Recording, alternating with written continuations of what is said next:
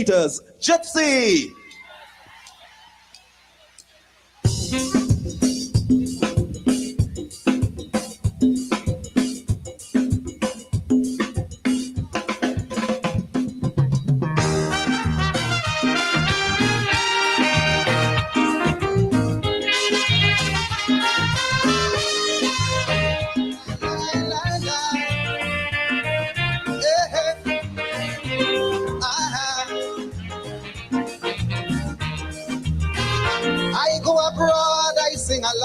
I make my country proud. Exalt your name with much acclaim, bring you fortune and fame. But back in my homeland I see I'm treated with real scant courtesy. And frankly I don't think that's the way it should be. You should remember me, I who write the songs to make you sit and think. I who write the songs that does tickle you pink. I who sing about love and hate and fictitious themes create. And after all these things I do, and I did it all for you. Well, all I'm asking in my land is more respect for the calypso. Yeah, that's all. Whoa, whoa, yeah.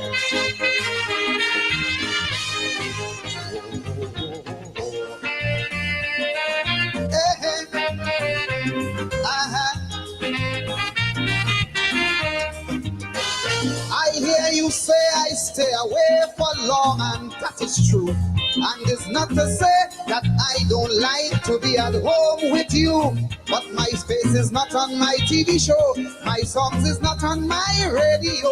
It breaks my heart to see why you treat me so badly, when you should remember me. I write these songs that champions the poor man's cause. I who write the songs that circumvent the laws. From slavery to emancipation, I've made my contribution. After all these things I do, God know I did it all for you. So all I'm begging in my land is more respect for the calypso. Yeah, that's it. Whoa, whoa, yeah.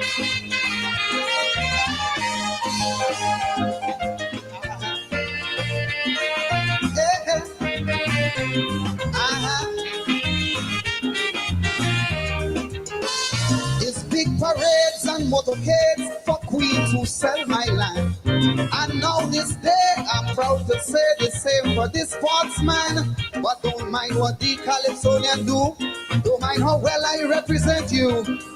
You still make me feel that me and my art form is cool. But may I remind you, I who write the songs to make you sit and dance.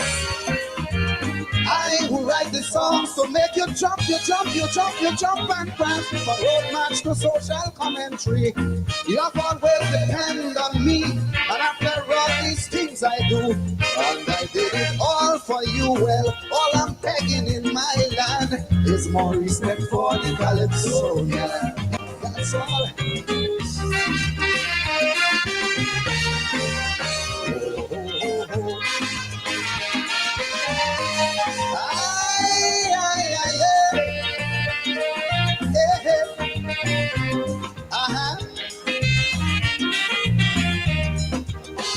No place to sing and do my thing. No, I don't have a hall. And I'm afraid promises made I never kept that all. So every back street and alley I roam, I have a culture without a home. Those in authority have little regards for me. May I remind them sincerely, I could write a song to make government strong. I could write a song to bring governance down. I could do it with real humor, or venom like a cobra, and all these things that I could do. So I do it all for you, and all I'm asking in my land is more respect for the calypso.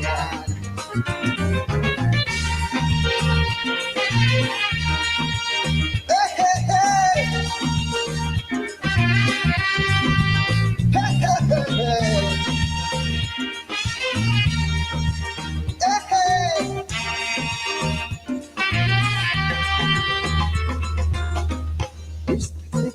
Calypsonian. Did I hear somebody say, Respect the Calypsonian. think I heard somebody say, Respect the Calypsonian. like if I hear somebody say, Respect the Calypsonian. Calypsonians, we must respect ourselves, Respect the Calypsonian. as we would never get respect from anyone else. Respect the Calypsonian. Remember, in everything you do, Respect the the Calypsonian. whole world have their eyes on you. Respect the Calypsonian. I want you to know there's lots of ways to cope. Respect the Calypsonian. You must remember that there's no hope in those. Respect the Calypsonian. Ah, in my land. Respect the Calypsonian. Ah, in my land. Respect the Calypsonian. Ah, in my land. Respect the Calypsonian. In my land. Trying to find the best way to pay off debt? Your home equity could help, and it might be easier to tap into.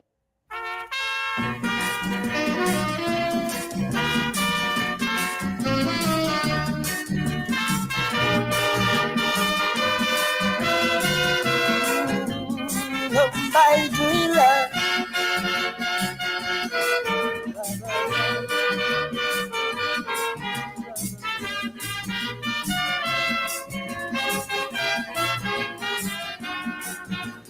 Like my friends and them don't like me. They want police, all jockey. All the things they want me sing about. This government go jail my snout. They want me to sing and say, move the labbers from the highway and have the whole stanchion stall right inside the heart of Whitehall. But not me, afraid car,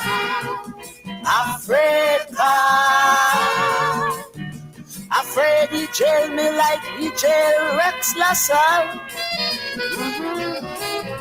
They want me sing about when fathers died. Kamal Muhammad break down and cry, but afraid, not me. They say a young minister was found in a hotel with a call girl in tongue. But I ain't singing about that. Afraid decision.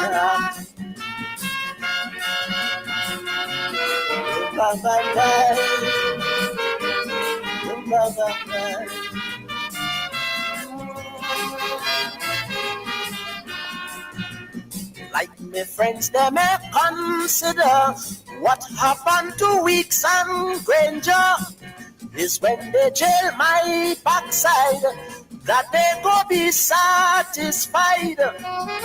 But I smarter than all of them. The government I won't offend. I rarely can make a jail. The cocoa and split peas will kill my tail. You see why? Afraid car.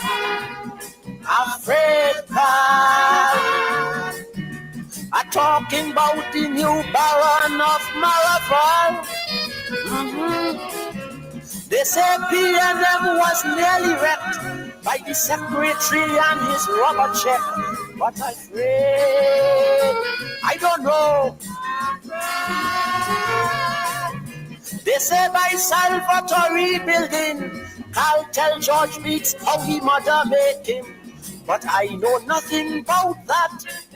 Afraid decision.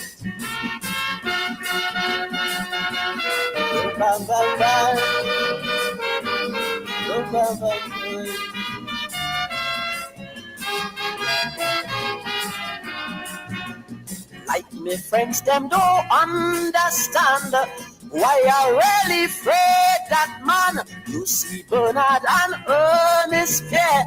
When Carl talk, they have to hear. Government had no money, they say, for last year's public servants back then. No big thing, Carl got on the phone and ordered Kamal to give them a loan. That's why I'm afraid, afraid God. Cause he eating like curry, barbed wire and all. In the trial, Bruce spoke up, did so well that he leave the home and live in Hilton Hotel. But I'm afraid. They said that Juma, who tried us all this there, still owe Hilton $2,000 for beer. But I keeping out of that. Afraid decision.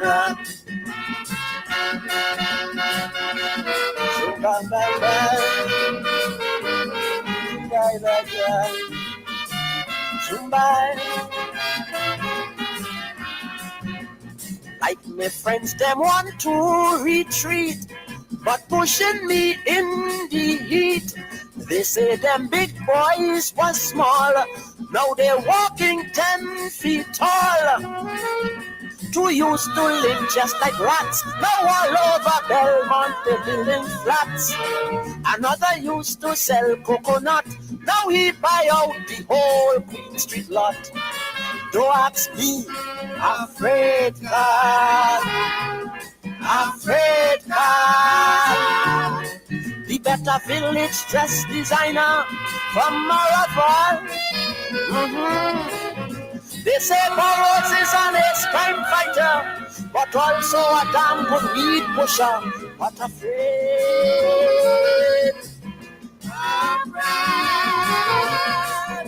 They say government passed the divorce bill so that Eric could get his own at will.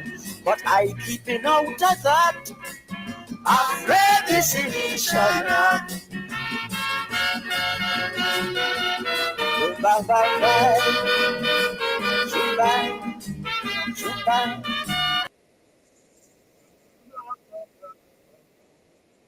The mighty Chuck Dust, Dr. Hollis Pool, Afraid Carl.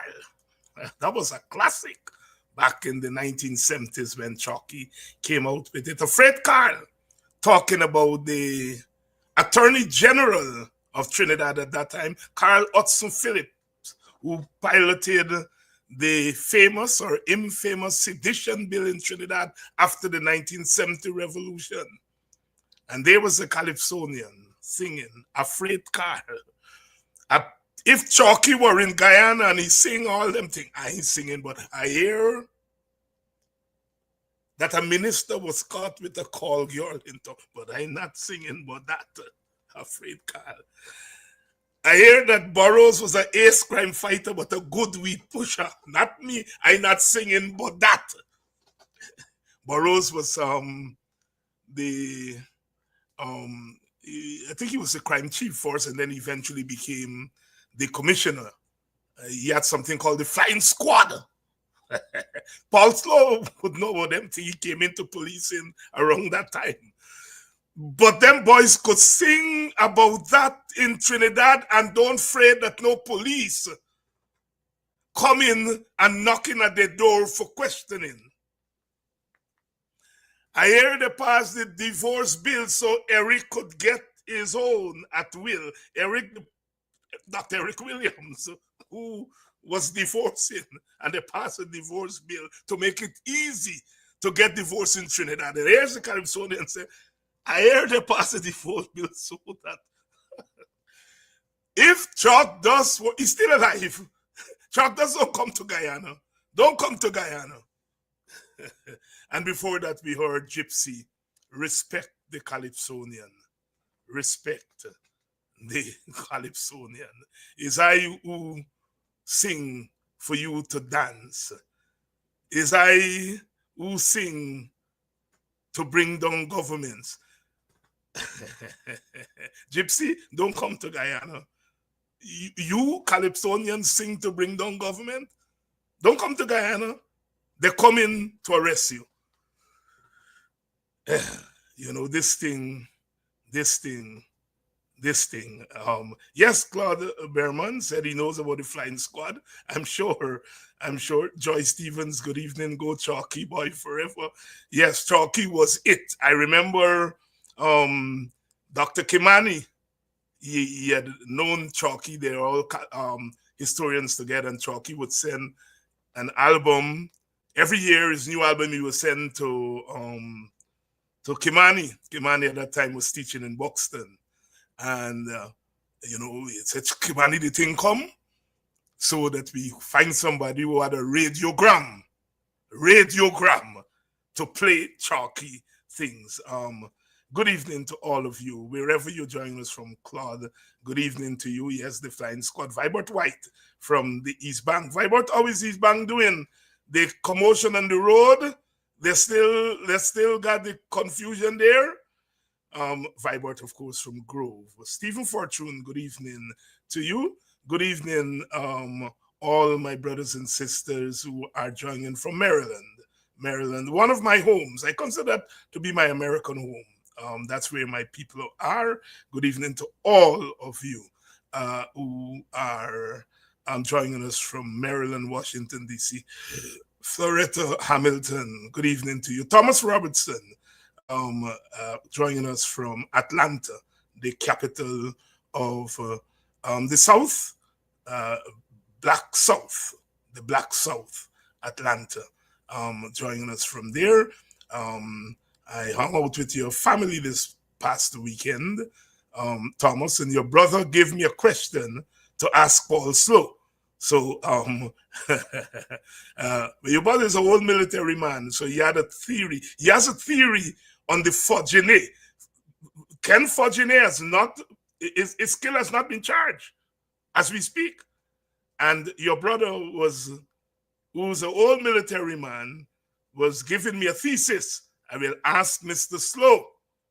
Good evening to all of you. Beverly Glenn, good evening to you. Good evening to you, Melissa Jonas. Good evening to you, Anthony. Paulette Kippins, good evening to you. My brother Ashley, good morning to you, because it's that time in England, I think. It's after 12, after midnight. Flash Gordon, my forever brother. Good evening to you, Flash Gordon. I know you have 1,000 questions to me. I'll be back on Buxtonian Morning Time tomorrow morning, so you'll have about 10 questions for Mr. David. I have 10 questions for you. Lawrence, good evening. Good evening to all of you, wherever you're joining us from, and welcome to Politics One. Slow, because we have urgent business to deal with tonight. Let's bring in Mr. Paul Slowe. Here we go. Mr. Slowe, good evening. Good evening, Dr. Hines. Good evening to all your viewers. I enjoyed the Chargdas song, man. I enjoy it.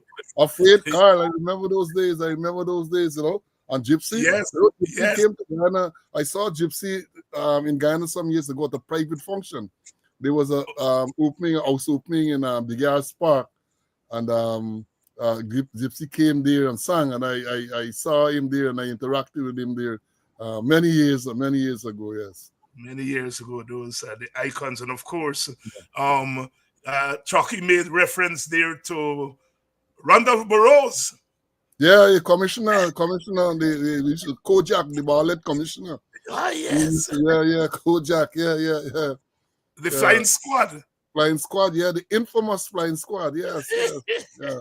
I remember those days. I mean, in those days, I had not joined the forces yet, but you're following Caribbean news and you're following public affairs and current affairs, and so you knew of those people. Yeah, Randy Burroughs, man. Yes, and of course, in those days, we would listen to Radio Antilles. Yeah, Radio Antilles. I knew in those days. I knew all the radios. Radio Antilles at a particular time. I never missed it in the afternoon. And coming back to Chalky, as a little boy, Chalky, he sang For Kane. I mean, that was our favorite. Not Chalky, Gypsy. For Kane. Every rum shop used to sing that. Every punch back, man. We went to Mr. Jansen punch back on Communal Road as little boy. We punch we put it with 25 cents, and for cane got to be repeated several times. And Mr. Yancey used to come out and reject. Reject it. And we used to call back for we money, man, because of course, we changing the words. Right. Yes. Wonderful time, man. Yeah. I grew up near to rum shop, and for cane, morning till night. For cane, I said, well, boy, after time I see me, first my auntie used to give me a strong watch because you're changing the words. Me exactly. Not for cane. Yes, exactly. You sound what it sound like. Yeah, what it sound like to you. Gypsy, man. Monday she went for cane. Tuesday she went back again. Wednesday she went for cane again. Yes, Gypsy. Great song. Yeah. While we are on this topic, I mean, I'm so distressed. Paul, I as you would say, you're a police. I am an artist. I'm not an artist. I'm a scholar. But scholars and artists, we do the same thing. We try to make sense of the world around us. And sometimes we do it in ways that offend people, offend organizations, offend religions, offend women. Women have been, look, we're talking about Fouquet here. Yeah.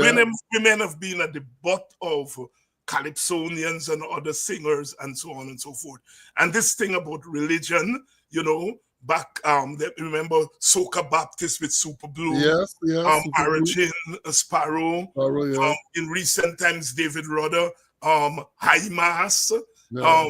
And so on. And the Calypsonians and other singers have always pushed the envelope as far as religion is a concern. Last night I played Ras Mass, is a high mass, making fun of our Rastafarians, and so Ras Mass, playing on Ras, and saying, here's the Calypsonian, here is the Rastafarian jumping up in the band, and he's Ras Mass. And we had this song. I finally listened to it today because I am not big on lewd lyrics. I listen to it, I hear it. Sometimes when I was young in the dance hall, I would dance to it. But I'm never big on lewd lyrics. But the society has come to accept, especially in this era of dancehall, soca, dancehall, reggae, accept that lewd rhythm. And all of a sudden, this young man made a song with very lewd lyrics, making reference to the goddess Lakshmi. And I would disagree with lyrics like that any day, any night. But I would fight for the right of the singer to express himself. Now, when you express yourself, some people are going to like your lyrics, some people are not going to like it. You're offending some people with your lyrics. We know sometimes people who do sculptures or painting, they paint. I remember when I was a boy and, a sculptor bring a naked skinned woman. People say, oh my God, Lord, and so on. But the society eventually came to recognize the right of the artist to express himself. Here we have this young man called in by the police for questioning. Now, it's one thing to denounce him for desecrating a religion. I am all for that. I don't have a problem with that. But since when that thing becomes an offense in our own Guyana?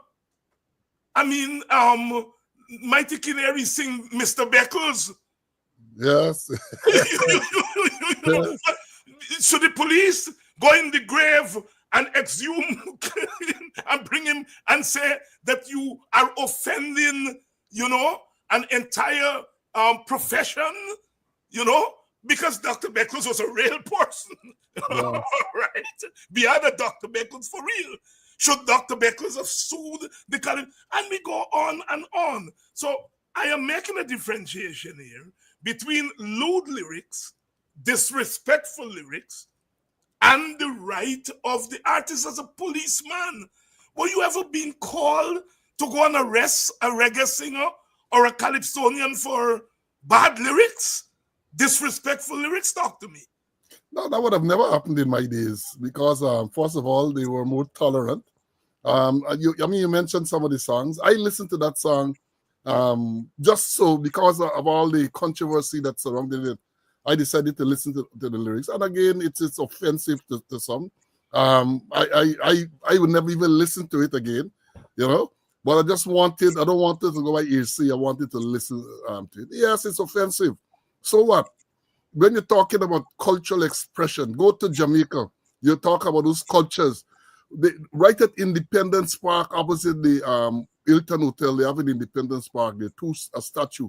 A man with the largest penis, a sculptor with the largest penis you can find. Right in the middle of Kingston, right? You go towards the North Coast, you travel someplace, those things are on sale. Those things are on sale. It's a cultural expression. You might not agree with it.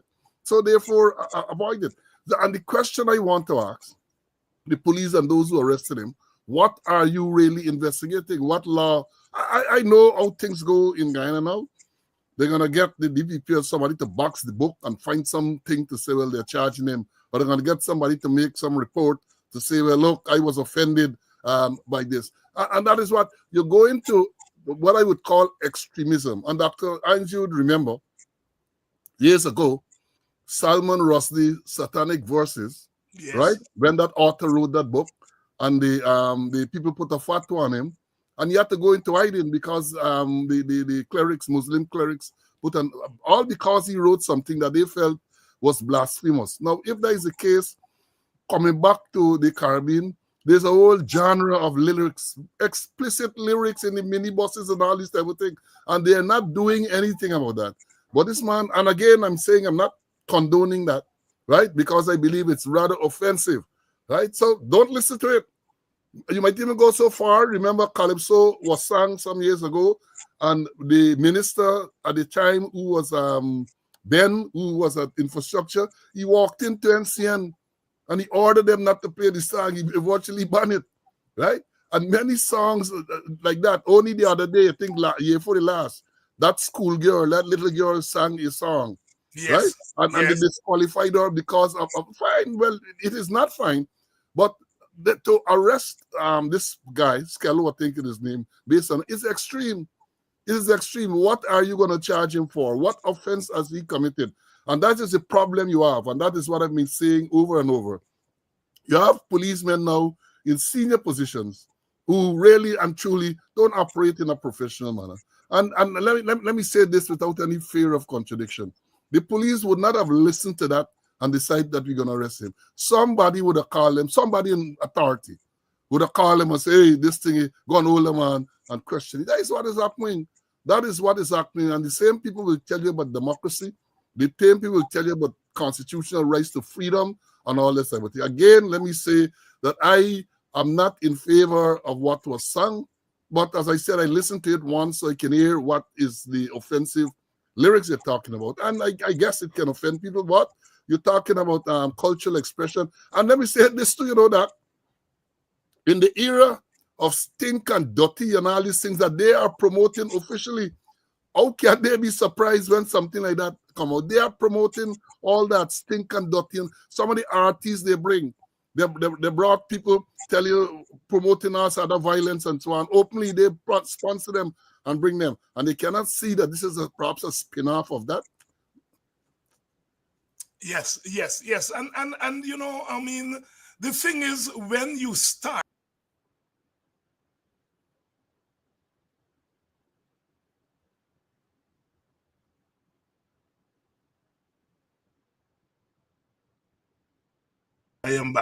I'm back.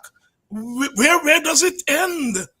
Where does it end? 2 years ago, as you pointed out, this young girl, child was, or Calypso was banned, and we made noise over it, but we let it go. And here we are seeing the succession of that. Now it's gone from banning to the police called in.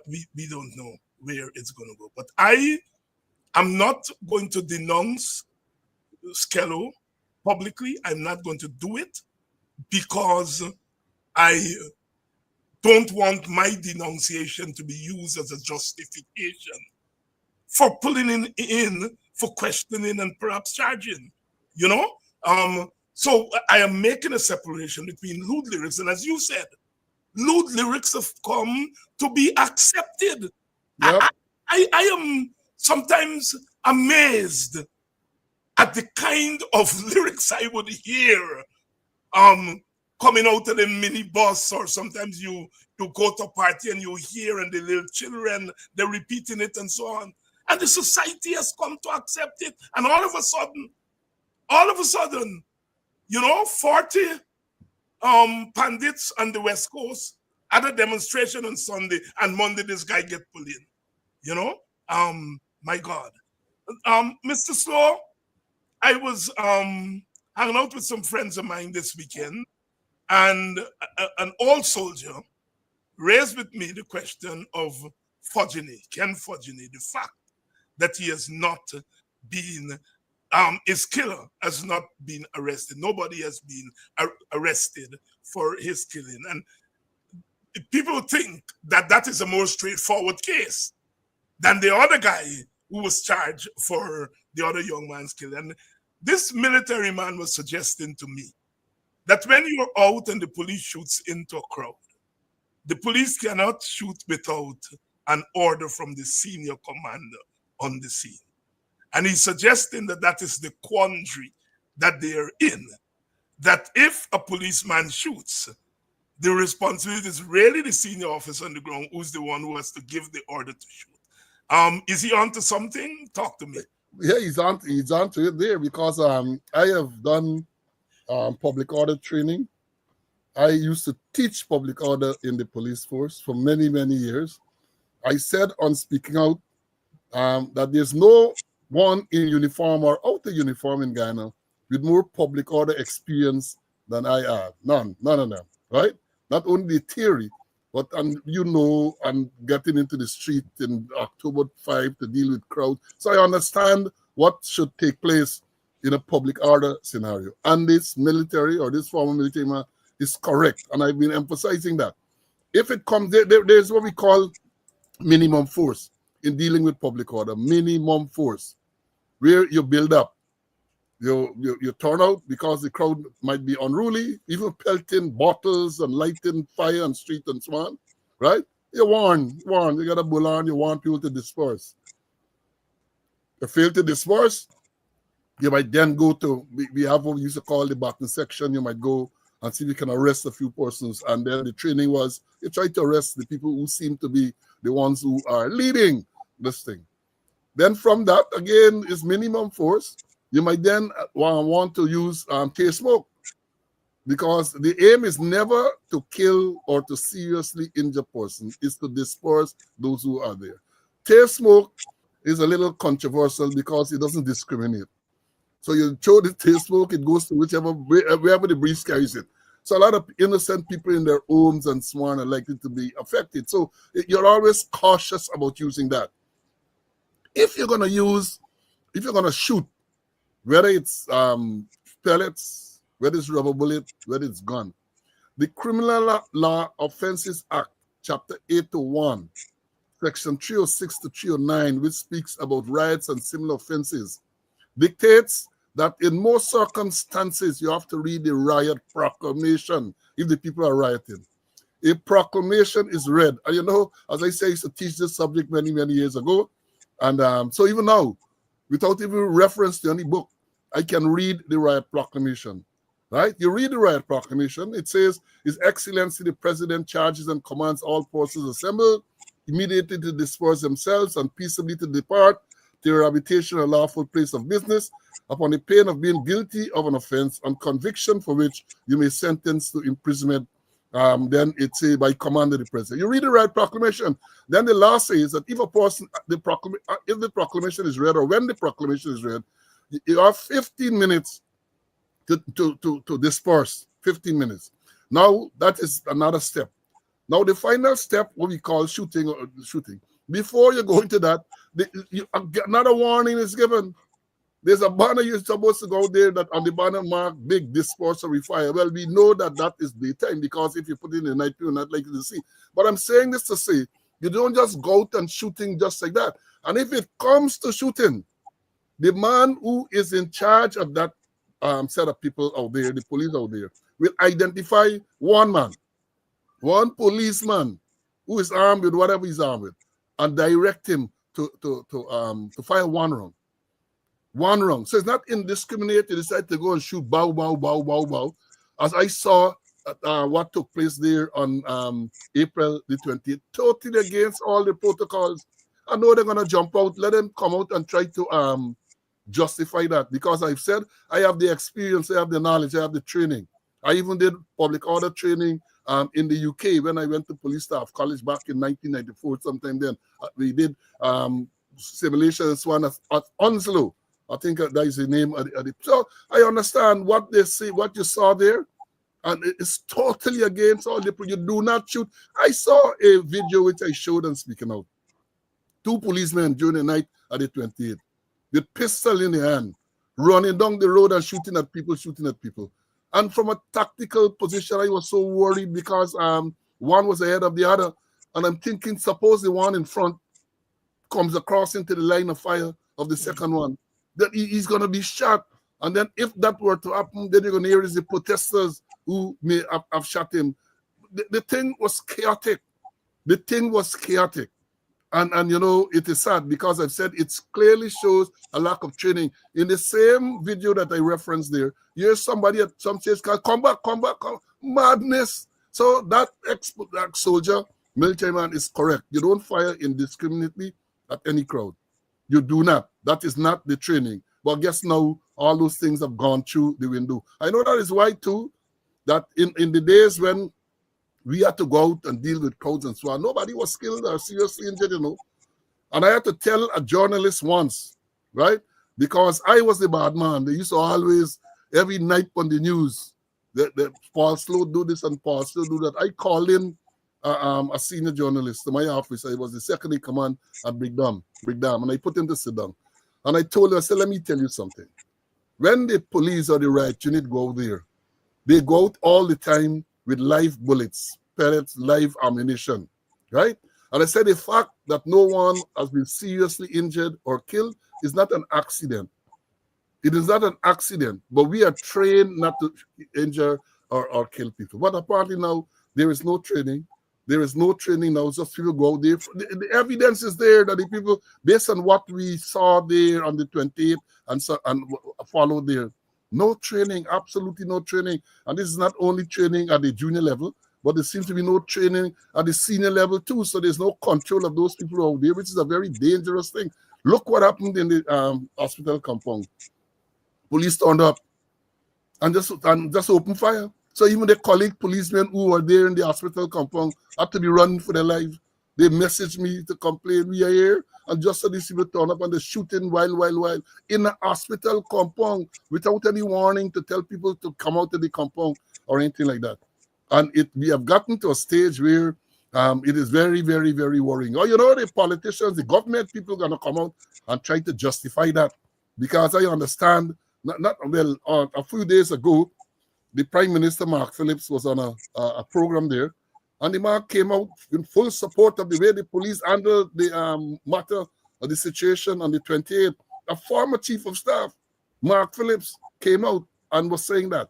So you can imagine they're gonna close ranks and justify what really cannot be justified.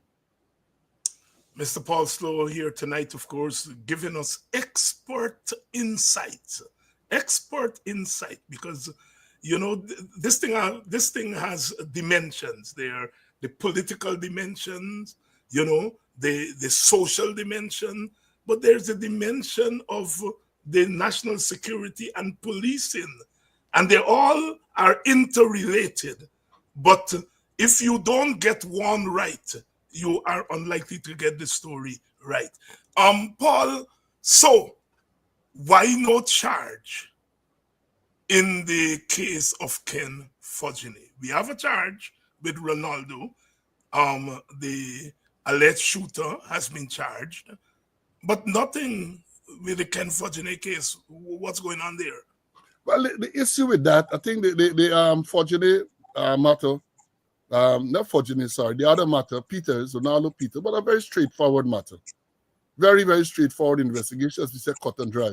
There was no question as to who shot and killed him. The sergeant even admitted and said, well, look, it was an accident. So there was no question in that one. Now, the other matter is a little bit more complicated because it requires a proper investigation. I understand people said they saw when a particular person fired. Well, people could say all sort of things. And that is when now you have to get a proper investigation. I said it since the time of the incident, and the postmortem was held. Were they able to recover a bullet from the body? Right? Did they seize all the firearms that were out there? All the police on the duty with firearms, all those firearms should have been seized or lodged, and you make a record of who at which firearm, because you're looking now for the science, ballistic. Because if you recover the bullet, then you can know scientifically from which gun that fatal bullet was fired. I don't know if they did all of that because, again, they don't do proper investigation. People said, and sometimes people say a lot of things, but people said they were able to find a casing which was said to have come from a particular firearm at the scene at the time when Dan was shot. Did they recover that? Did they do ballistic tests? We don't know. We don't know. So that, as I said, it is not that easy. And one of the problems is that everybody's silent. They said that Ross was coming to investigate or to assist with the investigation. They came and they left. And then they were saying that this other investigation is continuing, but they are silent. And once you're silent, it's over a month since that incident took place. And no one of the police officers, whether the commissioner, the crime chief, the divisional commander, nobody has come and faced and said, look, this is where we are in this investigation. And that is part of the thing. That is what feeds some people to say, well, they're covering up because they are not transparent, they're not forthright, right? And that is what they ought to do. But I said, again, as you said, policing, the Dan killing, Fortuné killing, is not as straightforward as the one with Peters, right? Fortuné requires proper investigation. And if you're going to build a case to convict someone, then you might very well have to have scientific evidence to link the person who would have fired to the bullet that ended up killing Dan. So we don't know where it is, but I'm just explaining that would have been required. That would have been required. Oh, boy. Let me ask you a general question, and then I'll get into some of the specific questions I want to ask. We have had high-profile cases involving the police, extrajudicial killings, etc.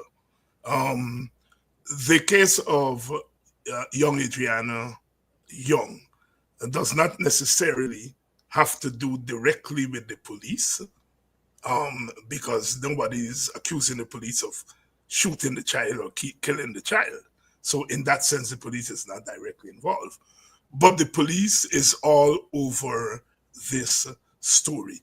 It's all over this incident for reasons that the country and beyond know. So we have had these stories. Why after a month, the Adriana Younge case doesn't go away? As a police, an old police, as a security expert, explain to us from that standpoint, in a general way, why this story is not going away. Well, I think tomorrow going to be what, 3 weeks tomorrow? Because I think she was shot on the 20th. That's a shot, hold on. She went missing on the 23rd, recovered on the 24th of April. So I think it's about 3 weeks now. 3 weeks, yes. The reason I believe that the story is not going away, because the general public, now the Guyanese public, people in the diaspora and far afield, feel that there's an attempt to cover up this wrongdoing. So that is what is keeping it there. The people feel that it's an attempt to cover up. And that is what is causing the outrage that we are seeing, right? Then you have a situation now where it would appear, the government talks about closure, The family also wants closure, but closure to the government and closure to the family seems to be different thing altogether. It seems to me that the closure for the government is, look, I'll bury this girl, and then if she's buried, then a couple of days or so after, people, they believe it's going to go away, people are going to forget. For closure for the family means that, look, we must find out what happened, because the story that some of them pushing there and these propagandists and all of these sycophants and so on about possibility of her drowned in the pool, by now they should have ruled that out. But they're not ruling out. By now that should have been ruled out, that she did not drown at the pool. I saw some pictures yesterday on Speaking Out, and I will show them again tomorrow. She did not. From all the evidence, she did not drown in the pool. Critic went there the night. He said nobody in the pool. He took video. Then he's walking back now to say, well, look, the place was a little murky, and he may not have been able to see down to the bottom and all. All of that is what is causing this thing to remain current, because people detect that people are telling lies. It started with the police, when the police came out with this fanciful statement to say that, look, this girl was seen emptying a car, descriptive, very descriptive, black and red, license plate number and so on, going in an eastern direction towards Villeneuve. People were convinced that was not so, right?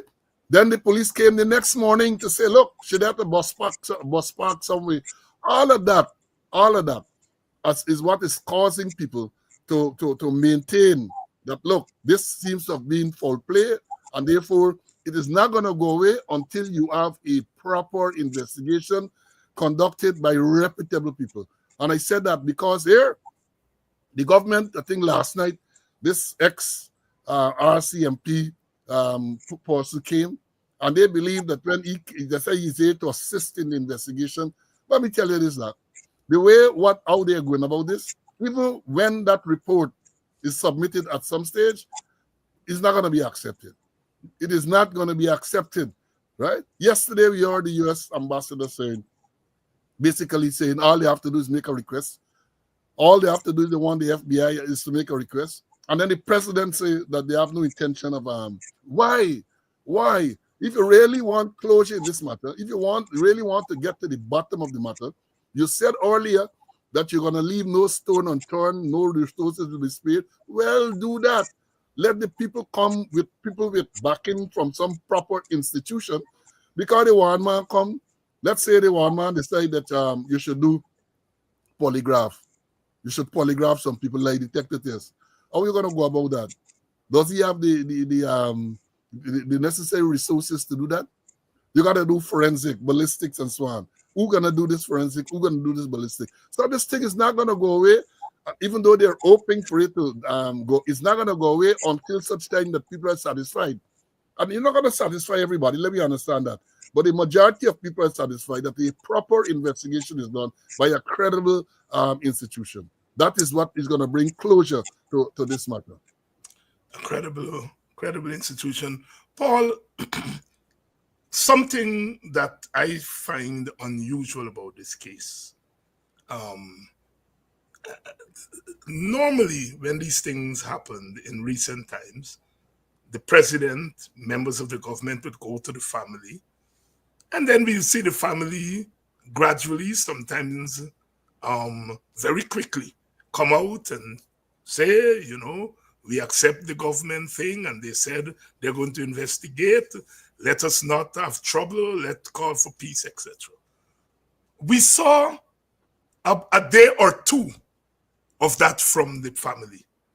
And then it seems as though the family has gone in another direction. They're saying, we do not believe that we are getting justice. We do not believe the government is going to give us justice. Talk to us about, because you must have been around, when these government officials, because sometimes they walk with the commissioner, they walk with senior police people, when they go to these families, what do they really tell them? How have they in the past been able to get families to pull back? And what may have been the reasons for this family? Initially, the father made some statements, and then the father seems to have disappeared. And it's the mother side of the family. And now they have Dr. Todd, and he is like a breath of fresh air in terms of his comments and his representation of the family. So walk us through what they normally tell these families. And then secondly, why this family seem to be ignoring the government and to be holding out that the government is not being straight with us. Well, let me say they have every reason to hold out and to believe that the government is not being straight to them. But let me say this. In all of these matters, there's a playbook. Linden or in Boston on the Essequibo Coast, Crindon Bacchus on the East Coast, several others. They will turn up. They will, like it's something prepared. So the president and these ministers are going to turn up. They're going to express condolences. They're going to tell you that we're going to have a thorough, comprehensive investigation. Most times, we're going to have the OPR, the Office of Professional Responsibility. That's the thing. They tell you that all the time. We're going to take care of the funeral. We're not going to, it's something standard. That is what they do all the time. And that is what they did at the commencement of this matter. Went to the family and they talked to the family and so on. But given the lies that have been told by the police, I mentioned it already, girl senior and the girl senior, and therefore people are, I believe, justifiably skeptical. Look at the post-mortem examination on the 28th. One would have completed. The professional people would have been the one to tell you exactly what happened and next steps, right? That may have satisfied some people. That did not happen. What we had the night, president come out to tell you that drowning, no forcible drowning. No, why is the president making that type of statement? And it turned out that that was false because the post-mortem, the preliminary post-mortem examination never said no forceful drowning. So they have every right people have every right to disbelieve what the government is doing. Because I said before, they're talking about politicizing this incident. Who politicized it? Mark Phillips said so. The president said so up to yesterday. I think at the thing he said so. The very morning of the 24th, even before the body was discovered, a minister of government turned up at the place there and given more or less instructions or to our fellow to say, well, dog must come and all of that. Is that the job of a minister? Is that the job of the minister? Then you have, as I said, the president making the statement about the cause of death and so on. What happened to the commissioner? What happened to the crime chief? And that is the problem, because when the president comes out and he makes a statement, parts of which have proven to be false, how can people then trust the government?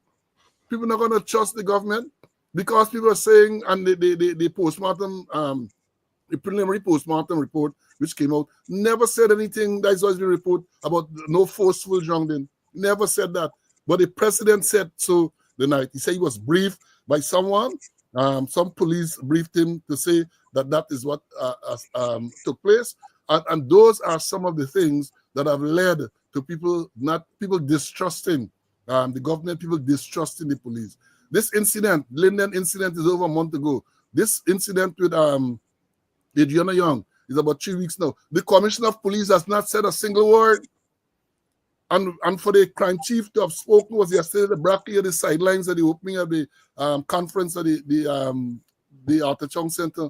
How can you talk about professionalism? You talk about transparency. How can you do that? How can you? That is being so unprofessional, and all of those things have led to people being very skeptical and mistrustful of the police and the releases that they give. Look, they're going back to the Linden incident. What caused people to be distrustful? The police issued a statement shortly after the incident to say that the policemen, all dressed in uniform, turned up to arrest this man who the claim was wanted. And then with media now, social media and all these CCTV cameras and so on, shortly after the show, police came in an unmarked minibus, private minibus, no uniform, run behind the man, shot him, and then drag him out of the place. So right away, you don't have any trust. The main problem, as I see it, with the police, people have no confidence. They have no credibility. They come out with these reports. They say all kind of fancy thing, and then it is immediately proven to be wrong.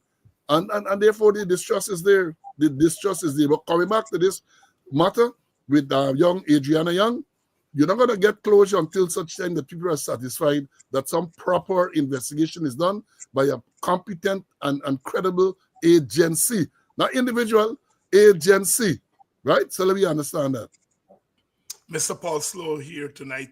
Paul, you know, I have been hanging on your every word since this incident, starting in Bismarck Mackenzie, Linden, but especially the Adriana Younge thing, and I've listened to you over the years, and you always strike that balance between incompetence and politicization of the police force. That a combination of two explains the police force. But I was thrown for six when I heard you on one of the programs, I can't remember which one, talk about the way in which this case is so compromised from beginning to end, and the way in which the police incompetence or willful negligence definitely as causable. When you made reference to the fact that when they found that body in the pool, that people were handling the body was passed from this place to that place, and you pointed out that now, how are you going to get the DNA of all those people who handling the body? And so, and the police, you made the point that there are certain things that the police should have done immediately as that body was discovered, but the police didn't do. Walk us through, because I think that initial episode may be the difference between solving this problem in a real technical way and covering it up. Talk to me. Now, let's walk through quickly the sequence of events. This girl went to this school with her grandmother, and they were precise about the timing. I think they said 1 or 2 p.m. on the 23rd. And then she went to get his band and all of that, right? And then she went missing. I see Kit Nascimento and Freddie Kissoon and all them trying to spin something. But let me stick to the facts. That's what we know, right? It is said by them, the family, that after the initial search at the hotel, which seems to have been fairly thorough because they said they checked the pool, they checked public areas, the girl was not seen. They made a report to the Tucson police station. That is what they said. The very afternoon of the 23rd, a report was made. Then to hear the commission and them come and say, well, they got some protocol which says that a missing person report, you have to wait until 24 hours to take any action. Rubbish. This was not a regular missing person report. Yeah, there are missing person reports where somebody comes to the station and say, John Jones is not come home today. We have not seen him. Then you're going to question whether he ever done that before, he or she. And the regular missing. This is a case where they're saying this child was at a particular location at a particular time and then suddenly disappeared from them at that location. Proper policing would have required that you go there immediately to start an investigation as to the whereabouts of this girl. Let me understand too, it might not have been initially investigating homicide. And to be fair to the police, as I've said repeatedly, at Tucson police station or the outpost, wherever they went, I don't think they would have had more than 2 or 3 policemen. So the 2 or 3 policemen that you had there could not have done a proper search on the 23rd, that is the Wednesday, right? But having responded initially and recognized after, well, this girl has not been found, you got to go upstairs, involve the commander. They pull together resources now to come to now. You're up in the ante because this place now is basically a crime scene. The whole hotel, because you don't know actually where this child is, and they're adamant. The parents are adamant, people that she did not leave, right? So you have to come. You have to lock that place down. Every single person who's there, you have to get a name. You have to make sure whether it's staff, whether it's guests, whether it's visitor, whoever. You got to start that process. You have to question each and every individual because people might have seen something. They might have seen her going to some place with somebody, and that is how they investigate. They never did that. And what is very, very worrying to me, and I will continue to say that, is the fact that the divisional commander, Assistant Commissioner Mandal, was on the scene from the Wednesday night and couldn't take control and direct what should have happened. That is the travesty in this whole thing. Coming forward the next morning now when the body was recovered. Again, you have the divisional commander on the scene and he can't control the thing. Everybody milling all around. And I've said again, to be fair to them, all right, maybe you're not treating it as a homicide or anything like that. But from the time the body has been, body was discovered, you have to kick up that arrangement now. You have to up the protocol, cordon off the scene. Nobody should, think. And you know, the father went into the pool, removed the body, right? You can't blame him. But that body should have remained at the site there. You send for your photographers. You send for the medical examiner to examine the body right there and then, for photographs to be taken of the body and the surrounding right there and then. But they never did that. The whole scene was contaminated, right? The whole scene, all because of the police incompetence, perhaps collusion, perhaps even further, because I said there's an offense that you call accessory after the fact. And I maintain that if they knew that that girl had died and they tried to cover it up, that is not only collusion, that is accessory after the fact. You can be charged criminally for that. And again, we said they're doing investigation. All the people who should be there, the policemen, the staff, all of these people. Now to air over the 2 days or so, Dr. start saying, Dexter Todd, the lawyer representing the family, that the police have reached out to him for him to provide names to them to get statement. What really is going on? 2 weeks plus down the road, you don't know who the people who are there. Even if you didn't do it initially at the point there with all the photographs and all the videos and so on, wait, you can't go through to find some of the people who are there, right? And you see, it's the way how this thing is handled. And that is what, because it has gotten to the stage now where the scene was compromised. But I maintain that even with, and you know, let me say this. I don't know if they've, up to now, I don't think they've even cordoned that place. Because we saw pictures, people going in there, blocking down wall, people doing all sort of thing, right? A crime was committed, or a crime ought to have been suspected of being committed in that place. And wait, even a day or two after, you are not going to take control of that building and treat it as a crime scene. Because notwithstanding the fire, you get real technical people from the FBI and those people, they can come in there and might very well be able to find incriminated evidence, right? You might be able to find where the fire started. Even our fire service people might have been able to say, so they have not said anything yet where the fire started. Was it, well, we know most certain it wasn't electrical fire, it was deliberate.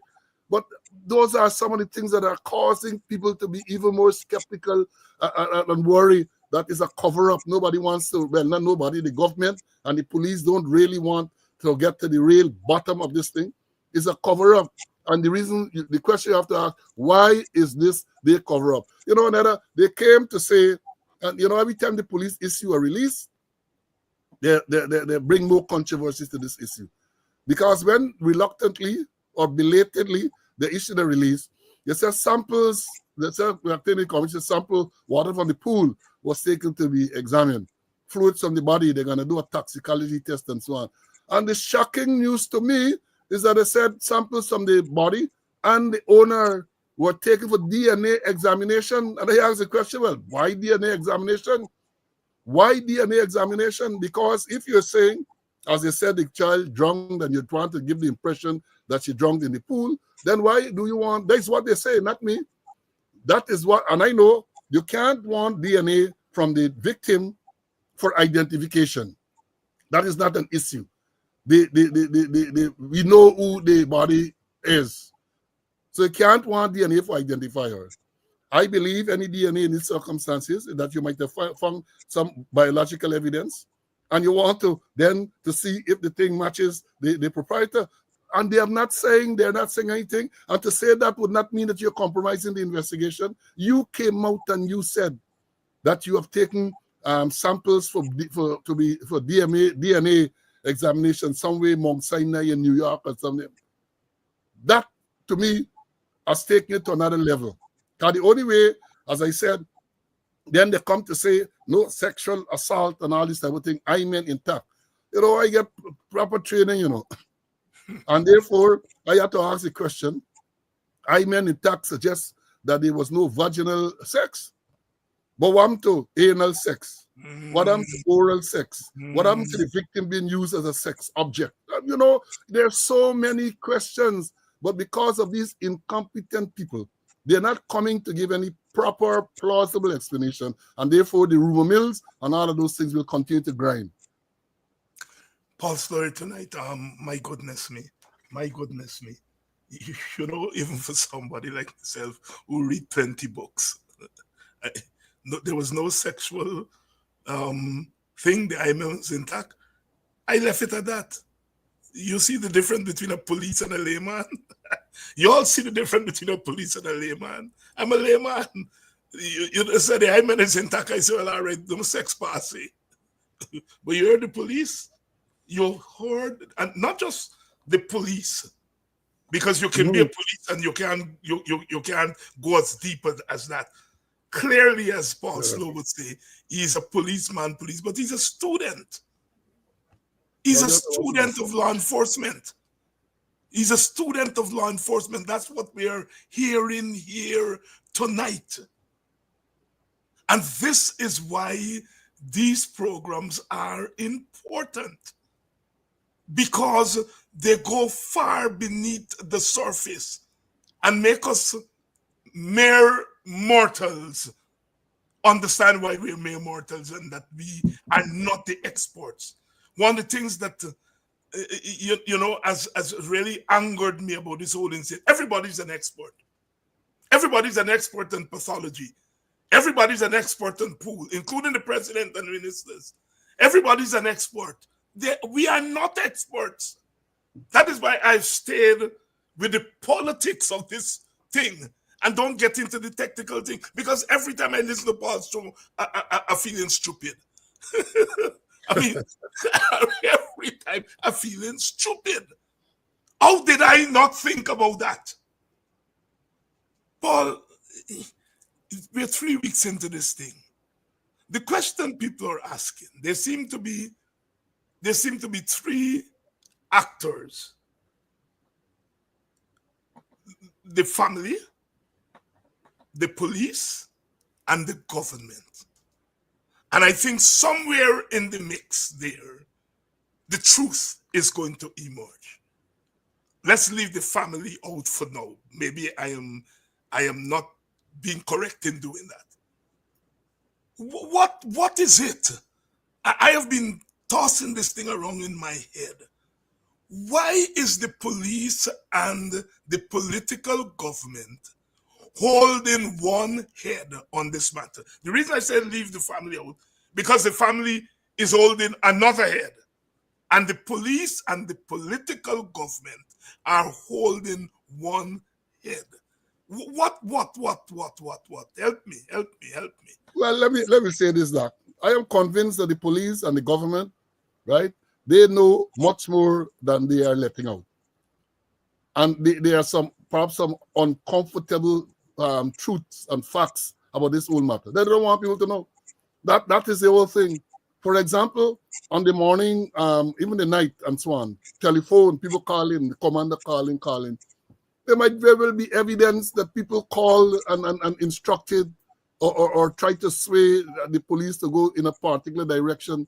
Because I still maintain the fact that they talk about this girl going into the car, the Wednesday, and the fact that a man was held on the Thursday morning. Don't let me forget that.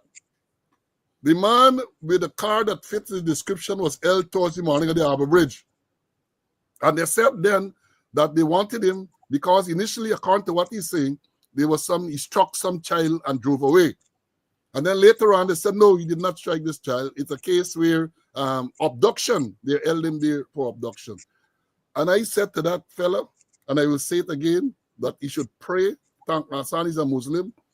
How many times a day you're supposed to pray? Make sure you pray, because it would appear as though he was being set up to take the fall for something. Because the evidence suggests, I remember, nobody was, they allowed people to leave the hotel in the morning. Yes. Is the civilians on the road after say nobody are leaving it? Them men turned police. The same people they referring to as scrapeheads and all, they turned police. They did what the police should have done. No one should have been allowed to leave. They stopped him from leaving. Then there was a vehicle trying to come out of the place in the morning. All this is before the body was discovered. Is the same people out there stop it from coming out. And again, because of the police not saying what they're supposed to say, people speculated maybe the body was in there and they were trying to dispose of all kind of things. And I'm saying again, if you have a proper investigation, all of these things are likely to be revealed. Telephone records and all of that, polygraph tests of some of them, because I say that they know, or at least they have a strong suspicion as to exactly what transpired. And they got involved from very early, from the get-go, as we say, as part of this scheme to cover up this whole incident. And therefore, they're holding their heads and they're going to say all sorts of things. And that is why they don't want any proper and thorough investigation to be done. They bring a man, I don't know the man, I don't know his background, but they employed someone to come to supervise an investigation. That alone tells us something. Where did they find him? Who recommended him to them? And all sort of thing. Who recommended him to them? And they say who pays the piper calls the tune. So if he's coming, again, I'm not going to get into the integrity of the person. So I said it looked bad. The optics look wrong. Because while people calling, and justifiably so, for some institution like the FBI, Scotland Yard, or Royal and Mounted Police, they're talking about no individual. Even if an individual from those organizations had to do the investigation, the individuals will be identified by the organization so we can understand that he or she has the support of the organization. Not no retired man come to do an investigation. I think they do not want to get to the bottom of what transpired because the truth might be inconvenient to them. You might very well find that many of them, government and police, might have colluded to cover up this matter. And I said they might have even gone further. They might have committed the crime of an accessory after the fact of murder. Well, I'm going to ask a basic question, but I think in the context of our conversation tonight, I would like you to spend a minute, or how much time you want on this question. The burial was scheduled for last Monday, and the family said no. The lawyer, Dr. Todd, said that the body is in good shape. There is even talk of embalming the body to make sure. Tell us the importance of not burying that body, the importance of that to solving this crime. Well, that's the next thing that caused concern, because remember they said that the reason why they couldn't get evidence somehow for the body because the body was decomposed or decomposing, something like that. So they couldn't get evidence of the body. Now that is based on what Dr. Todd said. That is not so. Again, why would you say that if it is that you're not trying to cover up something? Why? And then, as I alluded to earlier, the government desire, my view, is that the government wants, and a lot of the supporters want the body to be buried. And once the body is buried, then things are going to start to go back to normal.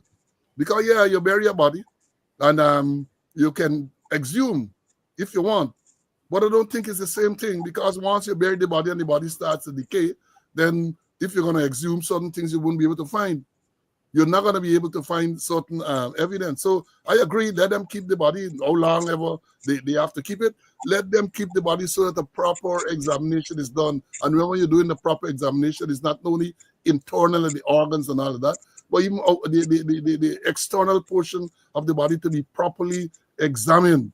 And I don't know the extent of the examination that was done by the chief pathologist. We understand that a thorough examination was done. But what is wrong with having a second opinion? When we go to the doctor, and the doctor tell us something, you might seek to have a second opinion. If again you have nothing to hide, let them get second opinion, third opinion. What you worry about?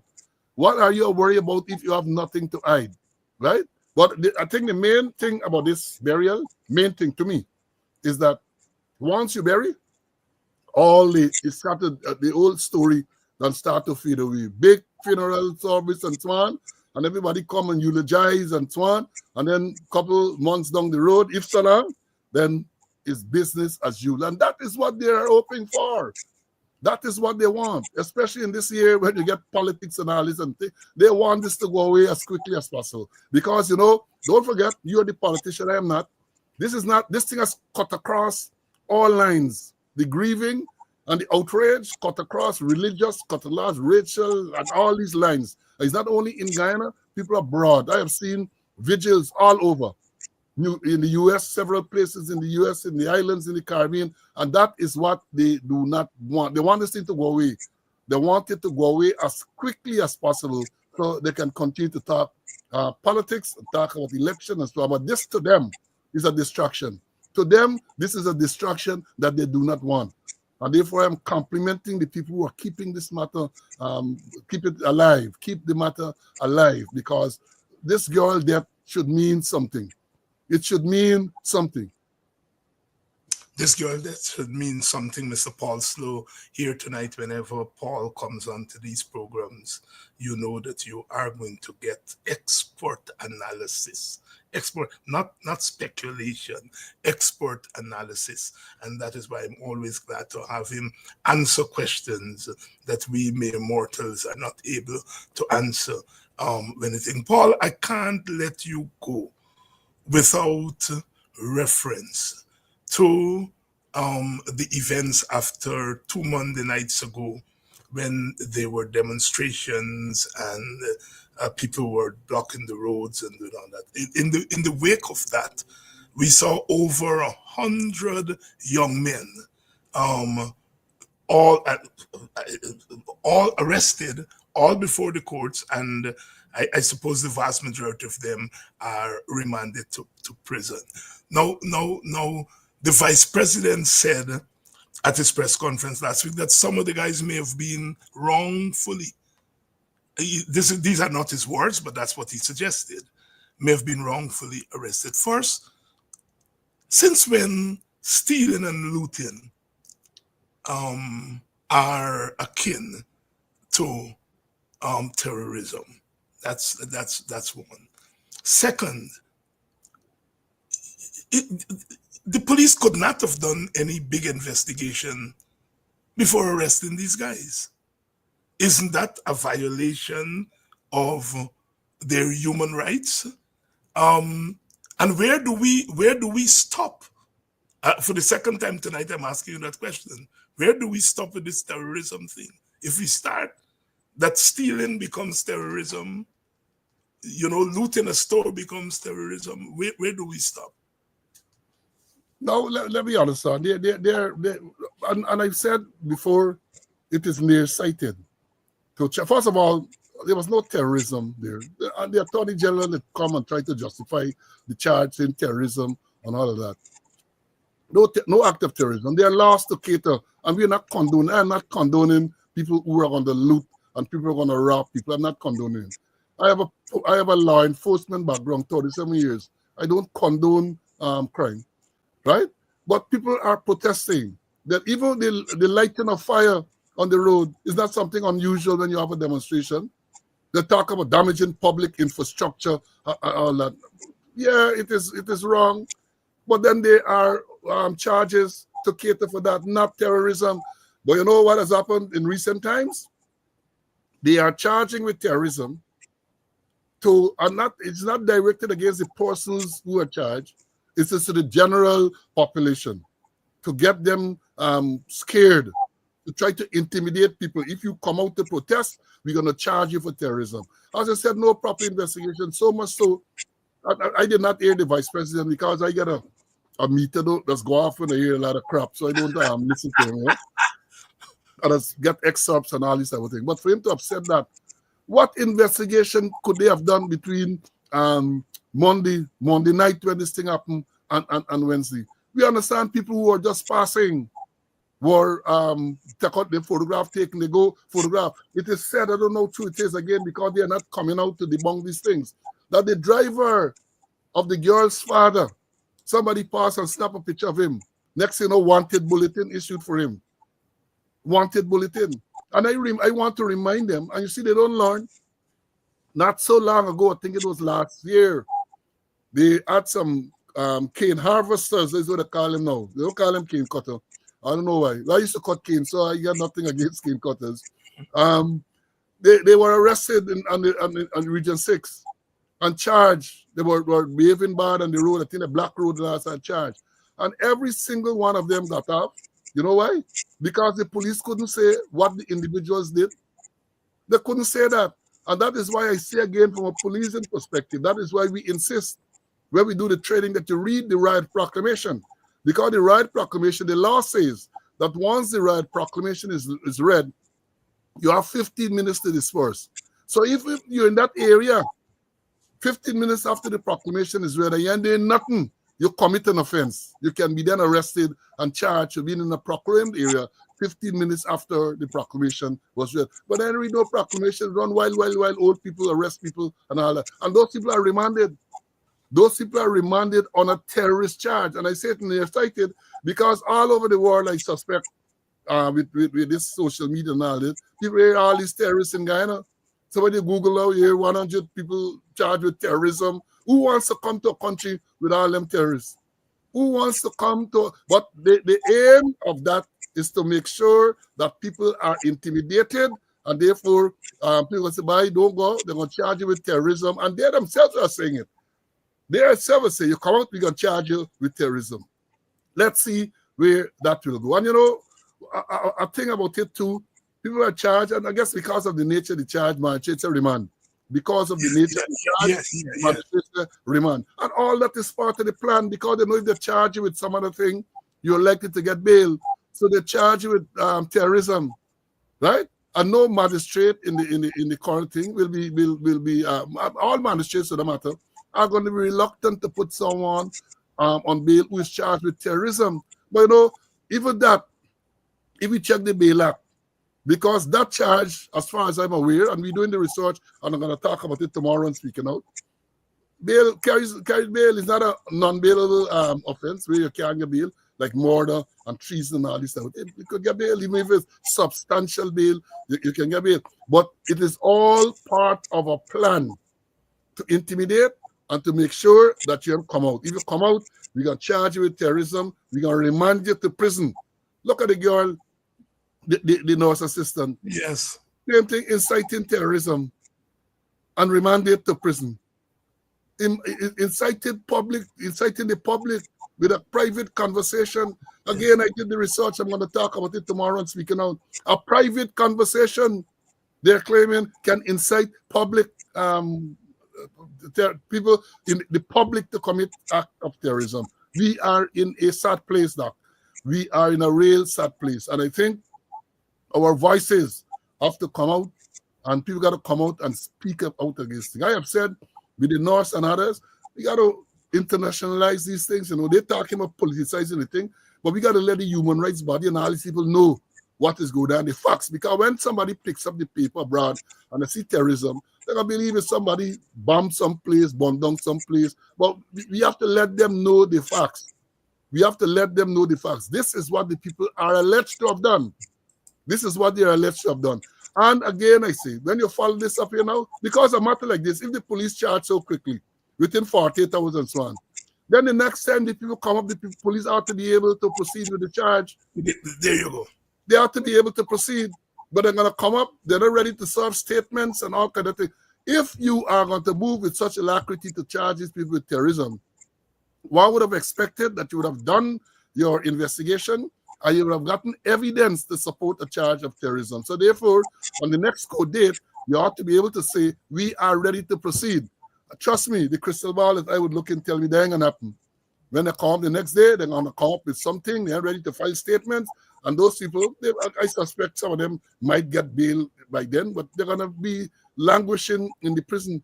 Innocent people, you said the vice president said so, that some of them may be innocent.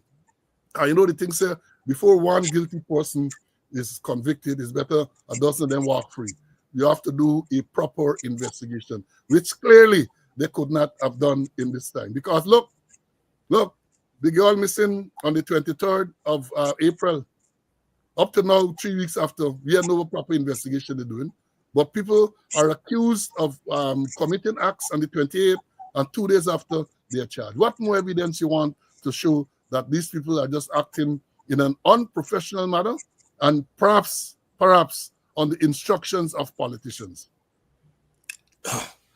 Paul, what might be the case? What might be the reason that the publicized asset throwing on students and a teacher, at least one teacher, maybe more than one teacher, out there in the East Coast next door to your village? What may be the reason that nobody has been arrested for this? What I consider to be a heinous crime, throwing acid on people and so on. They show us a picture of two boys on a motorbike, but nobody has been charged. Politicians went and gave their their sympathy, sorry, not condolences, their sympathy to the family. The president went there. They're up to now, I'm hearing people like Freddie Kissoon saying that this is a political matter, but nobody has been arrested. What's happening here?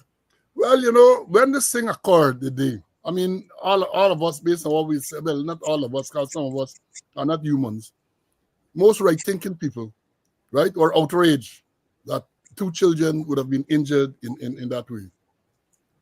I was on a live program at the time, and somebody who is close to the family messaged me to say, and I answered, look, there's not, what they're saying is not true. It's some domestic story between the woman and some ex or something, and the person threw, and the children were inadvertently injured. Somebody said so very early. I announced it here. Now they put up this photograph. I can't remember who's saying, I called the name of the agency that put it up. But somebody came out and said, look, these 2 men who are said to have done this act, they are currently in prison. Who came out to say that, hey, these people are in prison? You ain't nothing from the police. We understand now, I understand, right, that the truth of the story has been unraveled. And the version that I learned is some domestic thing between this woman and this man and so on. I understand the man is arrested. I understand that the thrower of the acid is arrested. But again, they may say nothing. You know why? Because they run and they politicize the thing. President run and then meet them and they're outraged over that and so on. So they don't want to come now to tell you the truth, to let the president look bad, that he also to blame scrapeheads and all these type of people for this incident when it was not so. So, like I said, they want it to blow away. They want it to blow away, right? And that is why they haven't said anything further. That is my view. They haven't said anything further because they know what the truth is. And the truth does not accord with the narrative that they pushed out there very early. That is the issue on that. Hey, Paul Slowe, it's always a pleasure to have you on this program. To really, I mean, you educate me, you educate all of us here. Paul's program is on Mondays and Wednesdays. Sometimes you pitch in on other days at 11 o'clock, right? Yeah, 11 o'clock tomorrow, speaking out, exposing corruption, incompetence. My colleague will be here, Mr. Clinton Conway, another retired assistant commissioner. And also, we were both members of the Police Service Commission. Yeah, so we can bring to bear some of our experience and knowledge. And we say we have classes. We teach people the things that they ought to know. Please tune in to Paul's program tomorrow, Wednesday, and he's on Mondays and Wednesdays. Paul, is there anything that I didn't ask you that you badly want to say before you go? I just want to say, my students and speaking out will tell you that I have a crystal ball. And from time to time, I look into the crystal ball and see certain things. And I did say a long time ago, we can dispute the fact that this what we see with this girl's death and the bungling by the police, the incompetence displayed by the police, is what I was warning about a long time. I said, as shortly after the government came into office in 2020, there was this effort still made to Indianize the command structure of the police force. Brutus said it too. Brutus said that they were called by the vice president, of course they denied, and told them that the structure must reflect the society and all that. So they are on steroids, promoting incompetent people into these positions. So you have a situation where the commander of West Demerara, Assistant Commissioner Khalil Mandal, I know Mandal, and I've said it repeatedly, nice guy. But Mandal doesn't have the experience to be a police the assistant commissioner plus a divisional commander.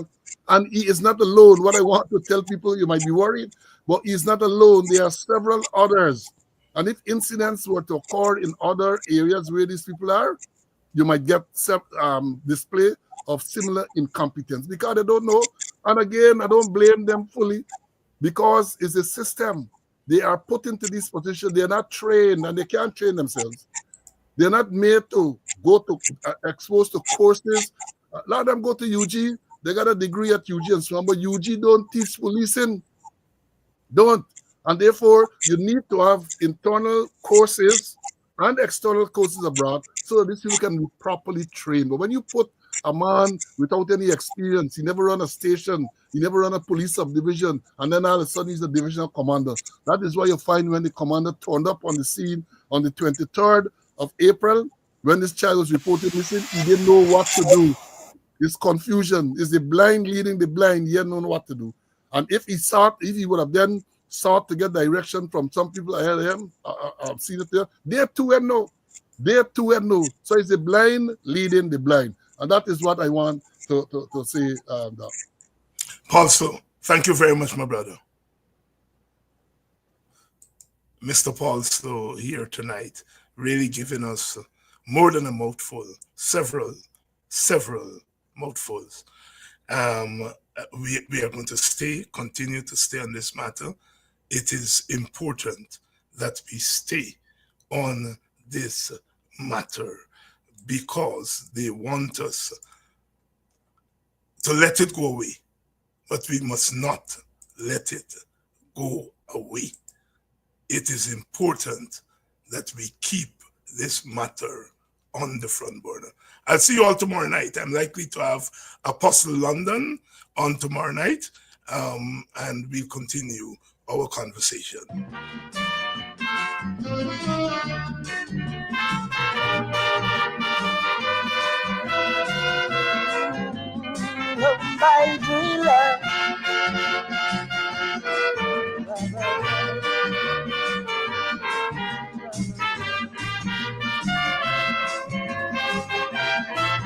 This is Caribbean Times. Like my friends and them don't like me. They want police whole jockey for the things they want me sing about. This government go jail my snout. They want me to sing and say, move the lovers from the highway and have the whole extension store right inside the heart of Whitehall. But not me, afraid car,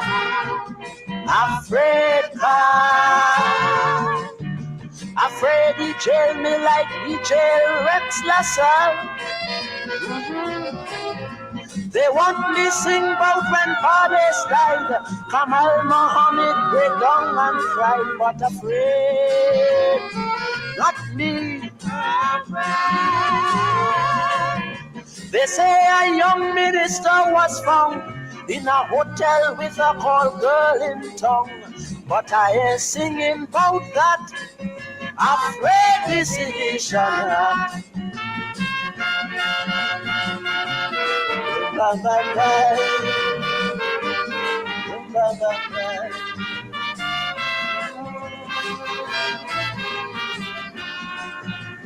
Like my friends, they may consider what happened to Weeks and Granger is when they jail my backside, that they go be satisfied.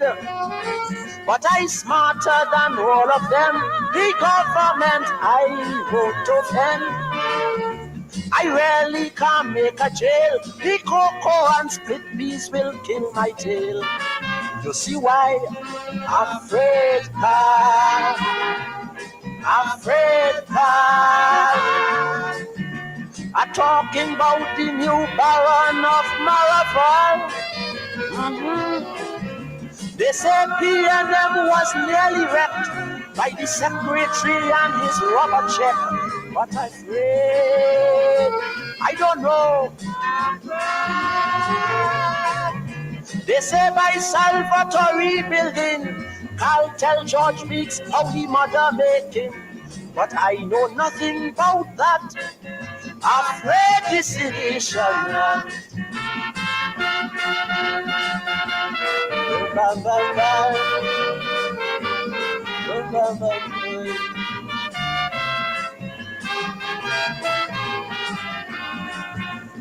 Like me friends, them don't understand why I really afraid that man. You see Bernard and Ernest here. When Carl talk, they have to hear. Government have no money, they say, for last year's public servants back then. No big thing, Carl got on the phone and ordered Kamal to give them a loan. That's why I'm afraid car, afraid car. Cause he eating like curry, barbed wire and dal. In the trial, Bruce broke up did so well that he leave the home and live in Hilton Hotel. But I'm afraid.